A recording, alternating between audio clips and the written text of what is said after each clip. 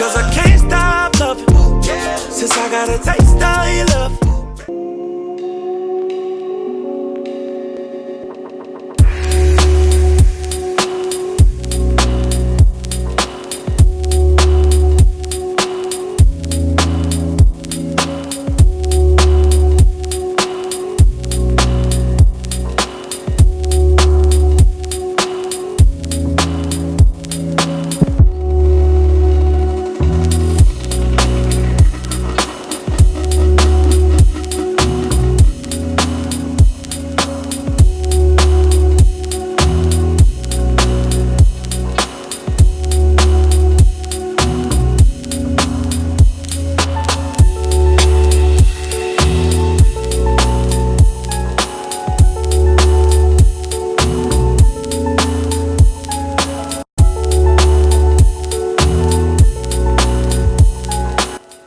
Here I'm cutting up my assorted peppers, gutting them out, making sure I get all the seeds out for my veggie sidecar.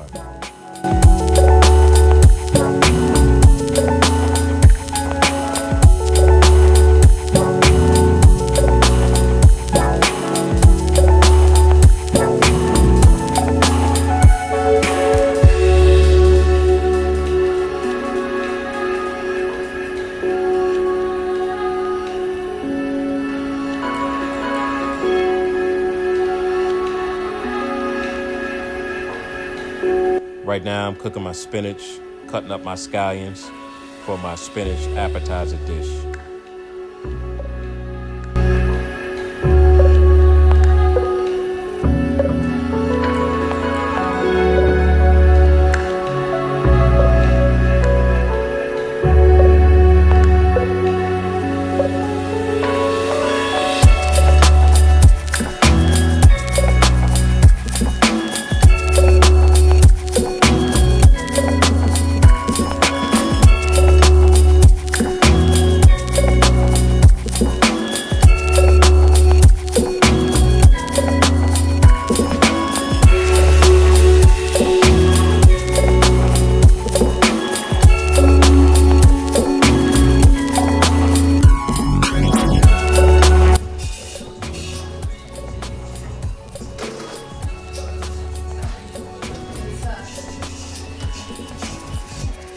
Special seasoning.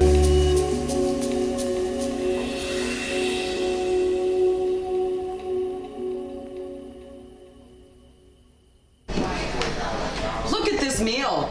That's probably about the same. That's good right amount there. For rehab. Yeah, just one Perfect. scoop. Just one scoop? Oh yeah, That's they don't it? need much. Okay. Same for rehab. And a couple of, Oh my goodness, you are Probably just so two for kind. rehab. Okay. I don't know what Diego wants. That's fine. Yeah. That's fine? Perfect. May I please get a close up of absolutely. So we have to wait until we put them on the floor at the same time. Diego goes, you can go, okay? Look at your folks. No, you be good. Good girl. that? Okay. Chow chow. Oh my goodness. Good girl.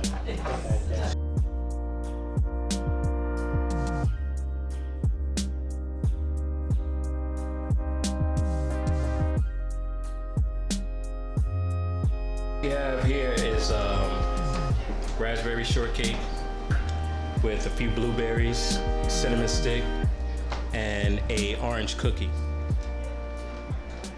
Meet you. Nice to meet you as well. You're actually going to be on this segment of Chopping with Dap. Okay. And what Chopping with Dap is food and conversation, and that's more or less what we do. Two of my favorite things. Excellent. So what I want to kind of get an understanding of is what you do and how Diego fits comes into that? Yes, absolutely. Okay. I'm always happy to talk about him. I am the attorney for Cumberland County Children and Youth Services for the county. I'm a full-time county employee. Okay. I report to Children's Services, and I do with an assistant solicitor who is also full-time, do all of their legal work. Okay. And that includes, at this point, about most of the time, 4 days a week, all day in court. There's that much business that comes into the agency. Wow. there are a number of people that got together to get the idea of the service dog for the children of Cumberland County together.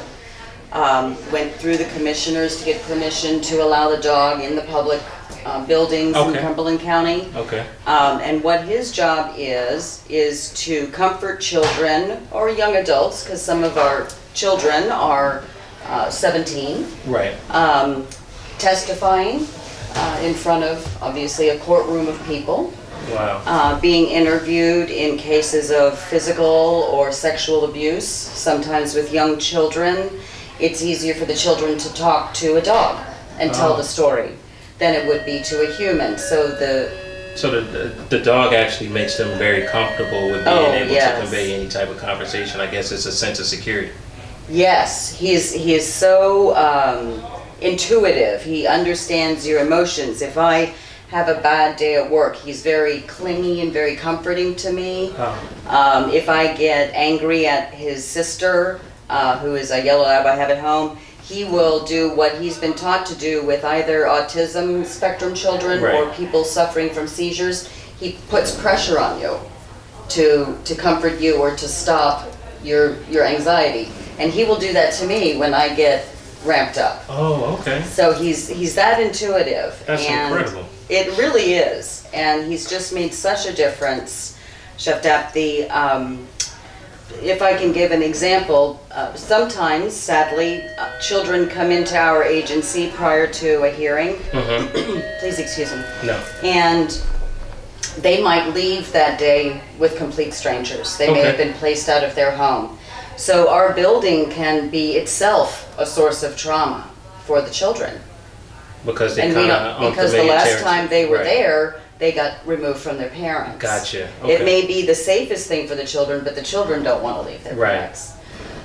So the next time they come into the building, they're being re-traumatized. Gotcha. Okay. Bringing back that horrible memory. And now, instead of children being traumatized by coming into our building, children say, "Where's Diego?" Right. It's a safe place. It's a safe haven. The first person they're looking for is Diego because he actually makes them comfortable. Yes. He has been such a blessing. Wow. Okay. So to get a Diego, I should say. Okay. What is the process to get a service dog? I mean, how do you obtain a service dog? I only know the process with Susquehanna Service Dogs, Okay. a shameless advertisement in Grantville.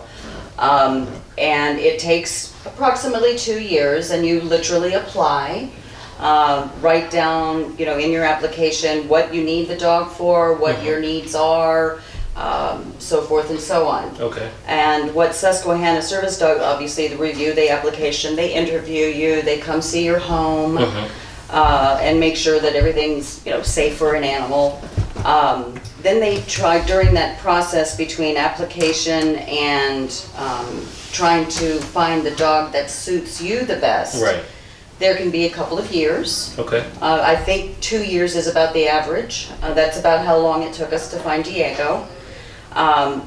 They will, again, try to match a dog with your needs. I told them the things that the dog would be doing with the children. They were writing it all down diligently. And then about 2 years later, we had the meeting where we met 4 dogs. Okay. They didn't tell us if they had an idea which one they wanted, what they thought we would want. They didn't tell us. And after meeting the 4 dogs, we ranked them in order of preference for our needs.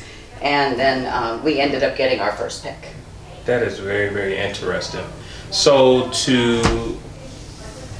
what would a Diego cost to those who need a service dog? As I understand it from Susquehanna Service Dogs, from birth to placement with a partner, it's approximately $30,000. Okay. Now, is there a choice or breed of dog that you get, or typically it could be any dog that could be trained for a service dog? I think dogs, now I'm not an expert in training service dogs, please understand that. But I do know that Susquehanna uses Labrador retrievers, and they've started working with golden retrievers as well. There are obviously other dogs used in the service area. For example, the canine units are Right. very popular German Shepherd breed. Right. That's the ones that I'm kind of familiar with. Yeah. But I guess the labs are almost mild-mannered dogs. Right, they're very people-friendly, Right, very right. eager to please, easy to train with treats.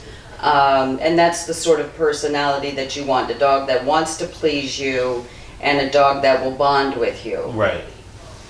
No, that's very, very intriguing. I mean, to kind of be able to understand a dog, to be able to understand your body language, if you're having a bad day, if anything of that nature, and they kind of aid to you is like remarkable.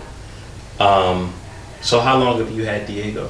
Diego was placed with us at Children's Services on June 20th of 16, so we're coming up on our 2-year anniversary. Okay. So, your program. I know you deal with what is it? At-risk kids or not at-risk kids? Abused or neglected. Mhm. We don't, Children's Services for the county does not specifically work with the delinquency side. Okay. Okay.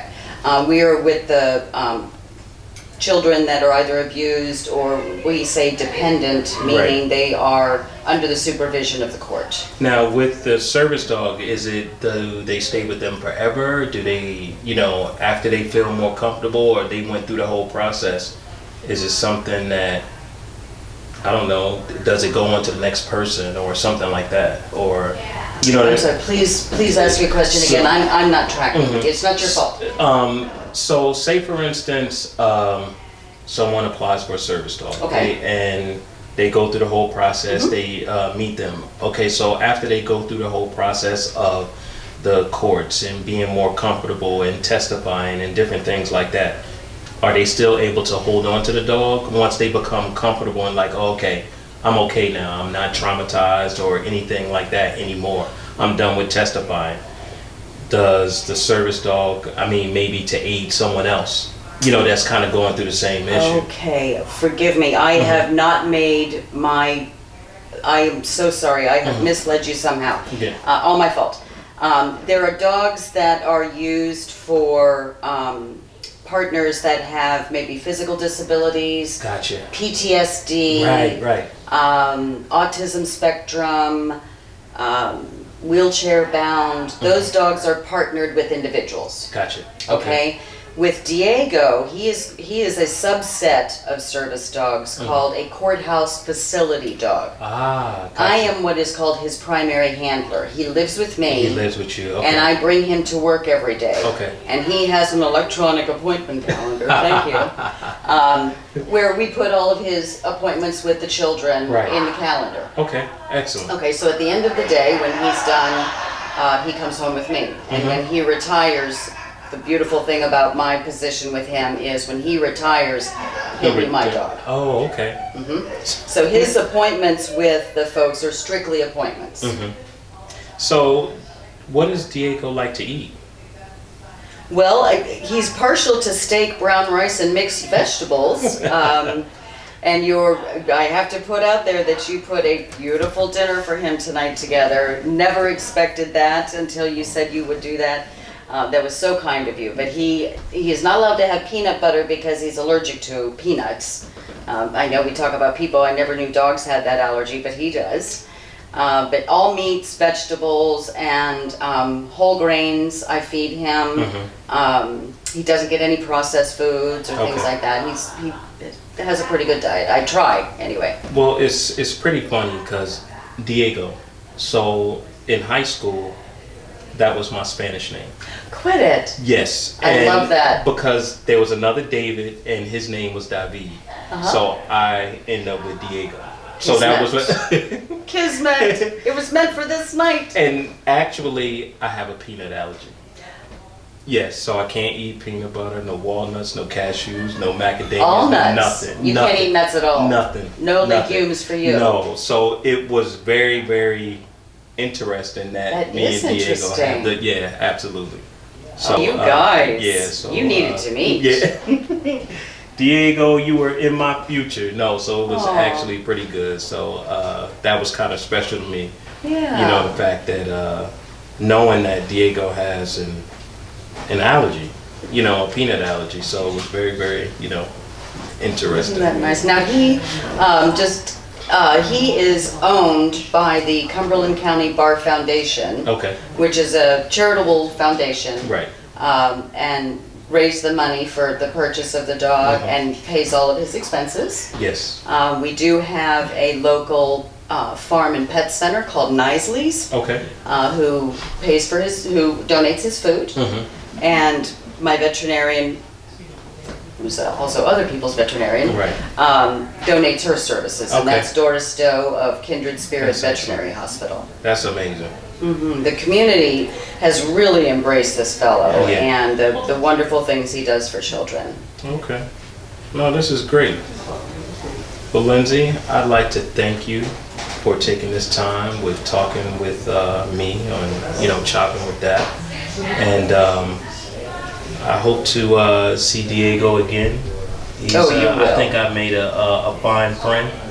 So, no, I greatly appreciate your time. Please, my pleasure. Thank you so much. Thank you for your time and giving him some spotlight, and the Bar Foundation for taking care of him. And that dinner was absolutely gorgeous. Thank you so much. It was even arranged beautifully. Thank you. I appreciate it. Thank you. And you fed us tonight, and we had scallops and shrimp and butternut risotto and asparagus. And let me tell you, folks, don't hesitate. Thank you so much. Thank you. Cause I can't stop loving. Since I got a taste of your love.